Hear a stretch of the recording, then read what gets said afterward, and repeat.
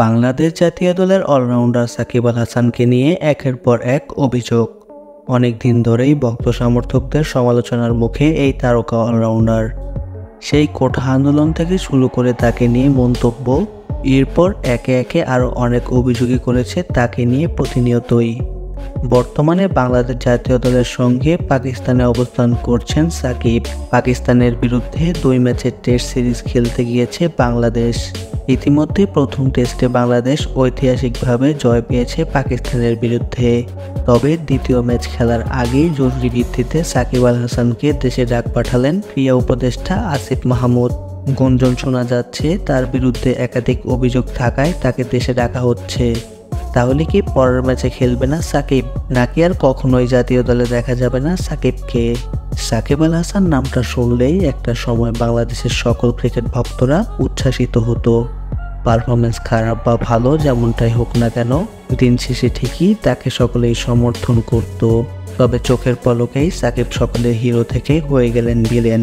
একটা সময় যারা তার জয় জয়কার গেয়েছে সেই তারাই এখন তাকে নিয়ে একের পর এক অভিযোগ তুলে যাচ্ছে।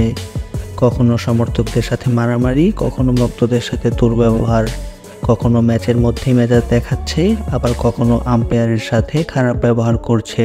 তাকে নিয়ে যেন অভিযোগের শেষ নেই।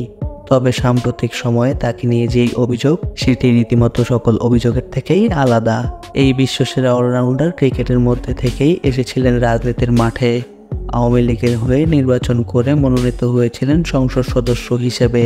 তবে বৈষম্য বিরোধী আন্দোলনে আওয়ামী লীগ সরকারের পতন হলে সংসদ সদস্য পদ হারিয়েছেন সাকিব।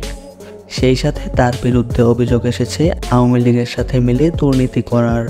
বিশ্বসেরা অলরাউন্ডারের বিরুদ্ধে এমন অভিযোগ যেন ক্রিকেট দুনিয়ায় সাড়া ফেলে দিয়েছে। এর আগে সাকিবকে নিয়ে অভিযোগ ছিল তার বর্তমান স্ত্রী শিশিরকে রেখে অন্য মেয়েদের সাথে সম্পর্ক।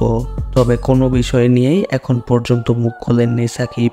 এমনও গুঞ্জন শোনা যাচ্ছে দল থেকে অনেকেই চিরতরে নিষিদ্ধ হতে যাচ্ছে এই বিশ্বসেরা অলরাউন্ডার। তাই সকলের ধারণা পাকিস্তান সিরিজের দ্বিতীয় টেস্টে হয়তো না দেখা যেতে পারে এই তারকাকে। এবং তার বিরুদ্ধে অভিযোগ থাকার কারণে তাকে দেশে ডেকেছে নতুন উপদেষ্টা।